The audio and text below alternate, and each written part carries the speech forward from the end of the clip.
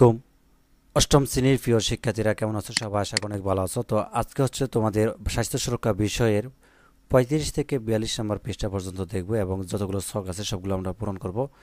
তো দেখো 35 নম্বর পৃষ্ঠায় কোঅর্ডিনেশন বা সমন্বয়।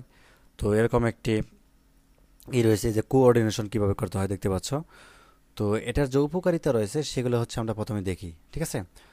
তো উপকারিতা বিশেষ করে একটি উপকারিতা খুবই গুরুত্বপূর্ণ, সেটি হচ্ছে যে তোমরা উপকারিতার মধ্যে লিখবে যে যে কোনো কাজ বা মুভমেন্ট খুব সহজে কার্যকরভাবে সম্পন্ন করা যায়। তো এই একটি উপকার তুমি হচ্ছে ছকের মধ্যে খুব সুন্দরভাবে লিখে দিবে, তাহলেই উত্তরটি হয়ে যাবে, ঠিক আছে? তো আর কিছু লেখার দরকার নেই। দেন হচ্ছে সাঁতার। তো সাঁতারের কিন্তু বিভিন্ন ধরনের উপকার রয়েছে এবং সেগুলো আমাদেরকে লিখতে হবে। তো মনে করা হয় সব ব্যায়ামের সেরা ব্যায়াম হলো সাঁতার। তো অনেক ধরনের সাঁতার আছে, তবে এর মধ্যে মুক্ত সাঁতার বা চিত সাঁতার বা বুক সাঁতার, প্রজাপতি সাঁতার উল্লেখযোগ্য। তো এই যে সাঁতারটি দেখতে পাচ্ছ এটি কিন্তু মুক্ত সাঁতার। এবং তারপরে চিত সাঁতার, এটা তো তোমরা জানোই কীভাবে চিত হয়ে সাঁতার কাটতে হয়। আরেকটা কি বুক সাঁতার, এই যে বুক সাঁতারটা কীরকম নিচে দেখতে পাচ্ছ। আর প্রজাপতি সাঁতার, ঠিক আছে? তো যা হোক, এইগুলো হচ্ছে অর্থাৎ সাঁতারের বিভিন্ন প্রকারভেদ। দেন হচ্ছে আমাদেরকে কী করতে হবে, আমাদেরকে উপকারিতা লিখতে হবে। অর্থাৎ সাঁতারের বিভিন্ন উপকারিতা রয়েছে, তো এগুলো হচ্ছে আমরা ৬-৭টি পয়েন্ট এখানে লিখব। তো সাঁতারের পয়েন্টের মধ্যে যেমন রয়েছে যে সাঁতার ফুসফুস ও যন্ত্রের কর্মক্ষমতা বাড়ায় এবং সাঁতার কাটলে পেশির দক্ষতা ও শক্তি বাড়ে এবং উচ্চ রক্তচাপ, ডায়াবেটিস, হৃদরোগ ইত্যাদি অসংক্রামক রোগের ঝুঁকি কমায় এবং হাঁপানি, ঠিক আছে? এবং বকাইটিস ইত্যাদি রোগে সাঁতার খুব ভালো ব্যায়াম এবং ওজন কমাতে সাহায্য করে বা সন্ধি ও লিগামেন্টের নমনীয়তা বৃদ্ধি করে। তো এরকমভাবে কয়েকটি পয়েন্ট হচ্ছে তুমি এখানে জাস্ট এখানটায় দিয়ে দিবে, তাহলেই হবে, ঠিক আছে? পয়েন্টগুলো একটু দেখে নাও, দরকার হয় স্ক্রিনশট দিয়ে তারপর হচ্ছে বইয়ের মধ্যে লিখে ভালো। দেন হচ্ছে আমরা তার পরবর্তী অংশে চলে যাব। 38 নম্বর পৃষ্ঠায় সেটি হচ্ছে মজার কিছু ব্যায়াম, যেমন হিল রেস আছে, ঠিক আছে?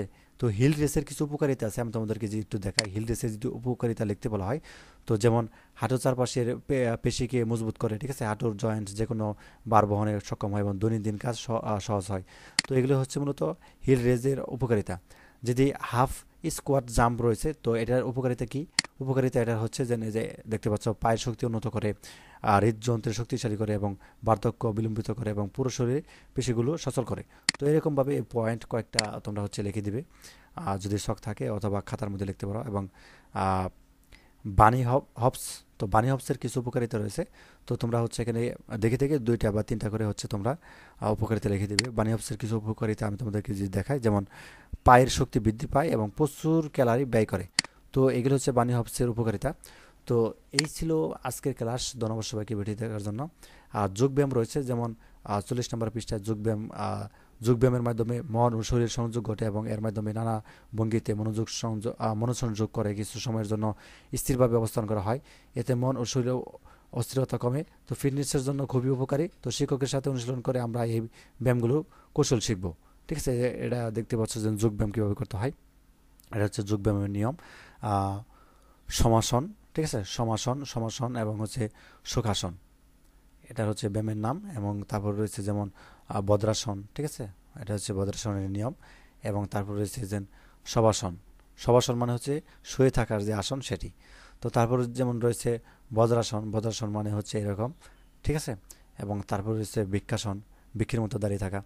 তো এই ছিল আজকের ক্লাস। ধন্যবাদ সবাইকে ভিডিও দেখার জন্য। পরবর্তী পর্বে হচ্ছে আমরা 43 নম্বর পৃষ্ঠায় পানিতে ডুবে গেলে যা করা হয়, তো এগুলো হচ্ছে সমাধান করব। ধন্যবাদ সবাইকে ভিডিও দেখার জন্য। আল্লাহ হাফেজ।